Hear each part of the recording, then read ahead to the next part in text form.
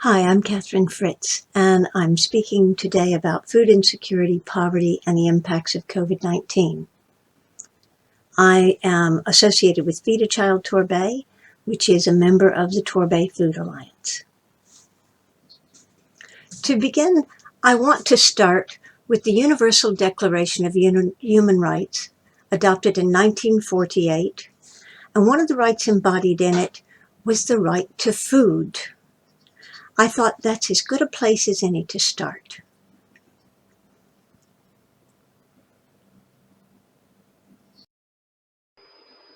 Yes. Okay. Food insecurity, addressing it, which is where I started, looking at how do you conceptualize it. It's conceptualized across a continuum from mild food insecurity, characterized by worrying about having food, through moderate to severe food insecurity, which is seriously going hungry. And the causes across the world are quite varied, but in developed countries, as in Britain, there are many, but they kind of all boil down to inequality. And a key point to make here is that food banks, however much they are doing something for short term that may be necessary, they're not a solution, and they are not a way to measure the problem. With Feed a Child, when we started, we said our aim is to put ourselves out of business. We want to be able to lobby at the same time we're doing this so that we can eliminate the need for this. The CPAG, the Child Poverty Action Group, is a marvelous organization, and one of their new publications is this Living Hand to Mouth, a lovely book. And I discovered and added on here, you can actually download the book as a PDF for free, but I'd gone ahead and bought a copy, which I don't mind because I like supporting CPAG. This is an interesting book for anybody who kind of really cares about children and their experience of food insecurity, because the authors have actually interviewed a great many children in Britain who suffer this and gotten their own impressions. And the ones that I've read, I haven't read the entire book, but the ones I've read are mostly kids from about age 8 to 15, so they can express themselves pretty clearly. So I think it's worth it. But one of the key points they make is whenever they speak about the harm of hunger or food bank use, the issue is poverty. The issue is not the food insecurity. The issue is the poverty that's behind it all. And looking at poverty in Britain, and this was 2017-18 data, but it's a bit worse now, I'm sure. But anyway, looking at how many people are not in poverty, 78% of the people, and then the ones in poverty on the right are kind of broken down, categorized by those in non-persistent poverty, those in persistent poverty, those in deep persistent poverty, and deep non-persistent poverty. Okay, so, and I'm happy to circulate these slides. It's, you don't feel like you have to copy these numbers down or any of the sources. I'm happy to circulate them, but I thought this was a very useful thing. And the persistent poverty, when you look at those in persistent poverty or in deep poverty of either way, those are the ones who tend to be the most food insecure. Although food insecurity can be higher than that in many respects, but because those in non-persistent poverty often are people who've been kind of bumped into poverty, but they may have some assets that they can still draw upon. And they're also, and I didn't include all of it because it got way too complex, there's some work going on to come up with some good alternate definitions of poverty. And right now it's less than 60% of the median income. And the fact they use the median means it's entirely possible to have 0% poverty. A lot of people think, oh, well, as soon as you get people up, then, you're always going to have that many people. Now, because it's the median, you can have people who are not in poverty. These data I thought were worth a quick look because they make a couple of points. This is households in poverty in Britain from 2000, 2001 through 2018-19. And you can see on this particular graph, the gray line running across is the total population.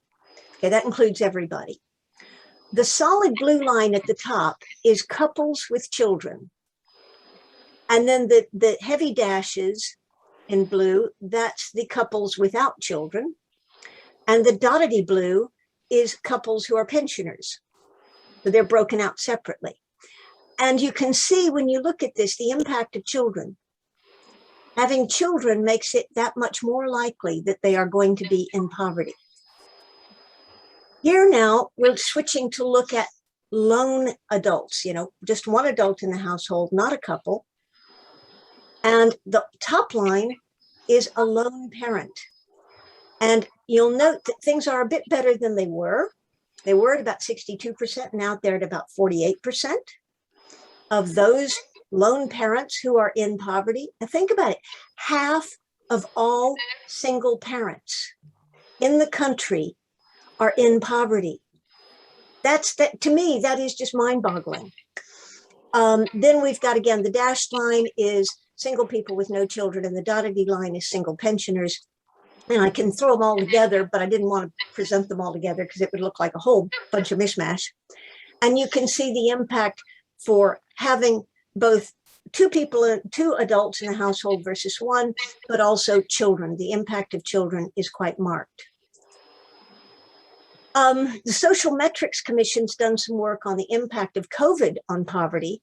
So this is more recent, and they found that those who were employed but in deep poverty, and that's something that I know that my group here is all aware of it, but a lot of people aren't aware of how many people in deep poverty are working people.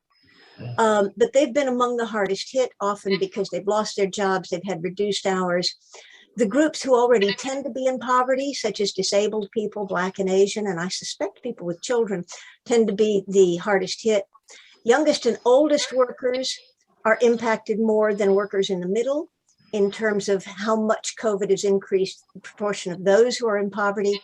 And we know that in different industries, hospitality and leisure have been one of the worst off. 81% of the people impacted by COVID on the financial situation, compared to just 16% in financial services. And they point out that we may be heading into a real disastrous set of figures on poverty, because this is setting us up for some real dives. Food insecurity, to kind of go back to where I was, anything worth measuring is worth measuring badly, a wise man once said. And people have measured food insecurity in all sorts of ways, some better than others. But the United Nations Food and Agriculture Organization, working with a lot of governments, came up with a simple scale that's one that isn't so much cumulative in terms of you add up the points, but as you move further right on the scale, it indicates a higher level of food insecurity, going from worrying at the bottom end to going hungry at the top end. And this is sort of the gold standard on them. The UK government didn't tend to be doing much in collecting data until a few years back, but now they have started. And the Scottish Health Survey includes three of these questions, one from the bottom end, one from the middle, and one towards the top. The one used in Britain, in England, Wales, and Northern Ireland includes sort of two from the bottom and one from towards the top. So we're picking up on some of them. Sadly, they're not directly comparable since they're not using the same three items, because nobody can ever agree on anything, I guess, across that border. But the US, and I mention this because a lot of the publications of studies are US-based, uses a 6-item scale that basically is the 6 items in the middle of the UN scale. They've dropped off the lowest and the highest. Across the globe, there are all sorts of other drivers of food insecurity that we don't face here. I mean, we all watch the news, we see what's happening in a lot of other countries and how horrific it is, and the kind of food insecurity they're experiencing, not because they don't have the money, but because the food doesn't exist. But I thought it was worth looking at this, and I wasn't going to take a world perspective until I ran across these data and thought, I want to share these. So this is 2014 to 2020. And on the left is the world data, then Africa, then Asia, then Latin America and the Caribbean, and then Northern America and Europe. The green lines are women, the orange lines are men, and the darker colored lines are the people in more severe food insecurity. The lighter colored lines are cumulative. They include the darker plus the others that are in moderate food insecurity. God, that's not a door, is it? So I'll go. Okay, and the points here are, first off, across the world, food insecurity has been increasing across this time. Everywhere it is increasing, perhaps less so in Northern America and Europe, but it is increasing everywhere. And the other point I want to make is that women in every case are suffering more food insecurity than men. So those are 2 points that I thought it was worth showing that. Looking at the impact of COVID on food insecurity, this was a study done in the US on families with children ages 5 to 18. And if you look at the graph on the left, this was before the COVID pandemic, how many were food secure, had low food security or very low food security. And you see the kind of stair step that you kind of expect, but then put COVID on top of that and we move to the graph to the right. And now you can see things have leveled out quite a bit. There's not nearly so many food secure, and there's a lot more in very low food insecurity. And just to kind of show how they were distributed, the blue throughout here were people who originally were food secure. So some of them moved to low and some moved all the way down to very low. The orange were originally low food security, and a number of those moved to very low, and the gray were originally very, very low. So that kind of gives you a feel for how everybody moved on there. Across all of the families, regardless of their food security status, they increased their use of non-perishable processed foods. And some of that may have just been because of shipping issues. It was more marked for this low security and very low security families. And they decreased their use of fresh foods. And this was also substantially more marked for those suffering more food insecurity. Another study in the US on the impact of the COVID pandemic on food insecurity, it was 3 times higher if people had a job loss. If they were put on furlough, it was almost 3 times higher that they would become food insecure.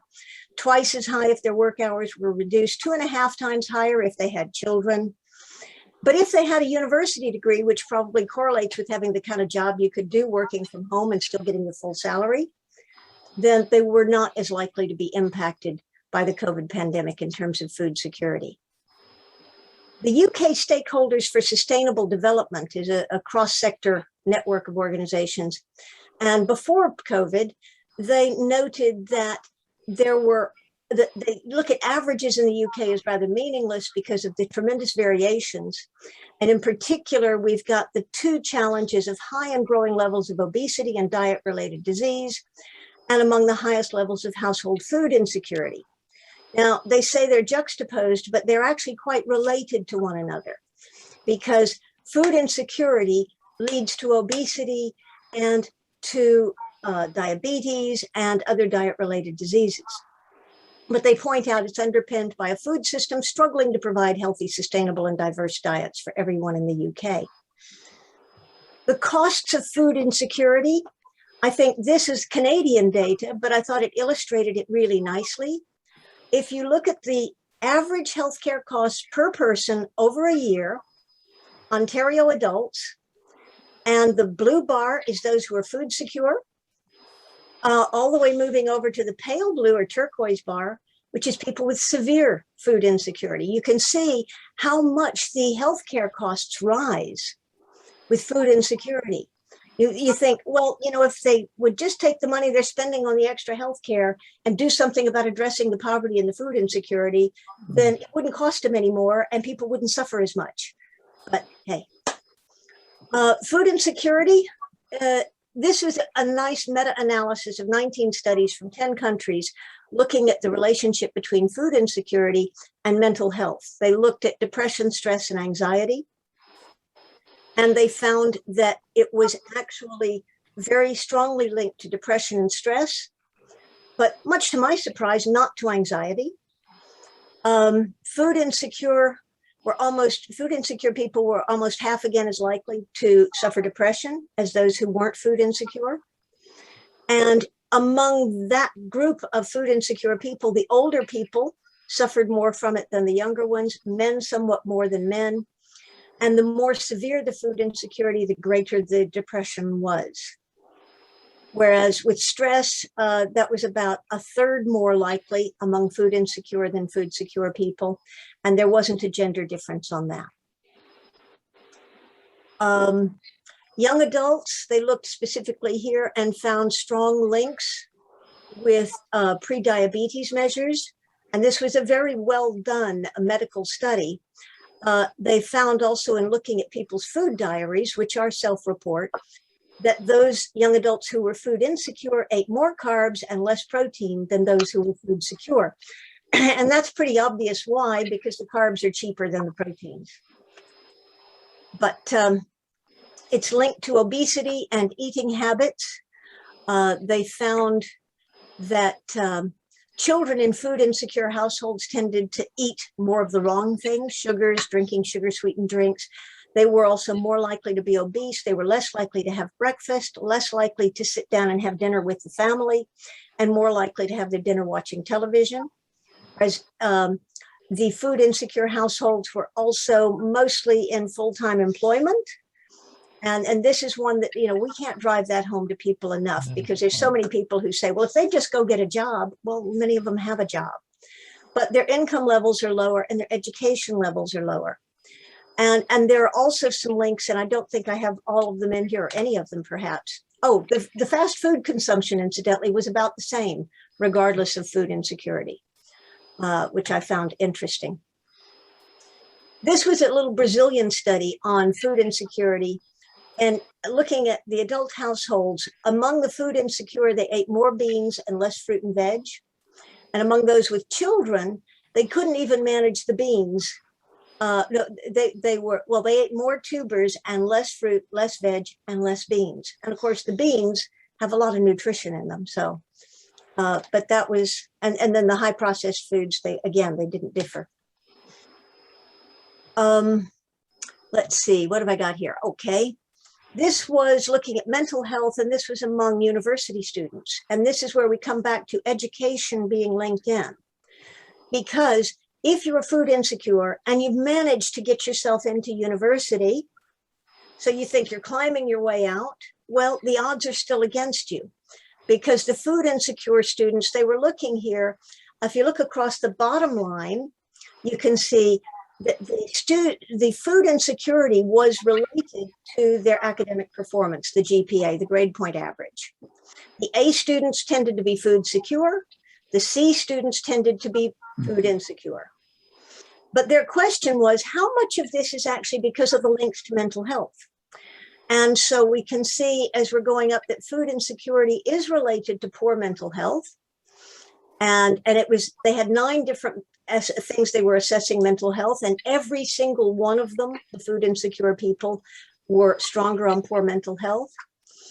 But then that link between poor mental health and the academic performance was as strong, and ever so slightly stronger, but that may just be a statistical anomaly. But nevertheless, so you could explain that that link between food insecurity and how well they do at university may be in great part related to the impact that the food insecurity is having with respect to their mental health.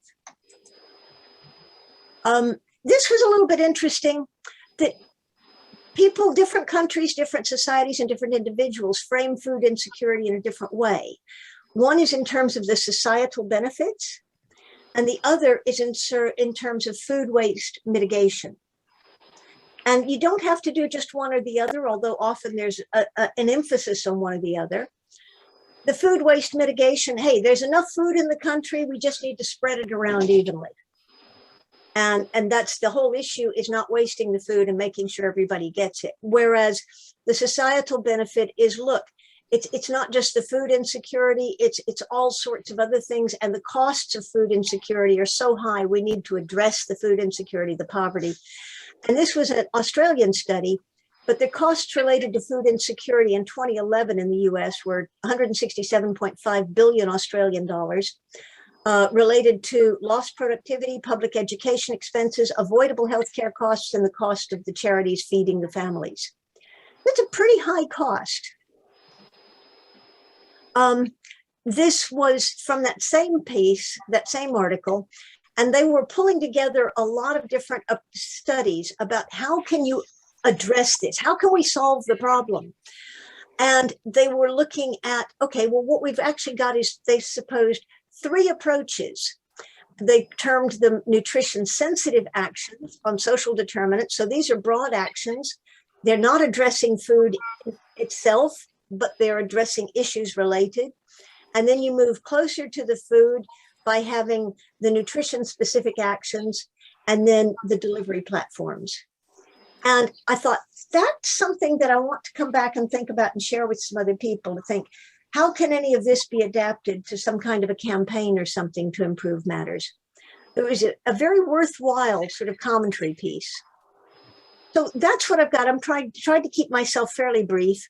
The whole point of it being that food insecurity and poverty are very interrelated, that health, education, and prospects in life are all involved in that. COVID-19 influenced both, and the people who bear the brunt of it are the little ones.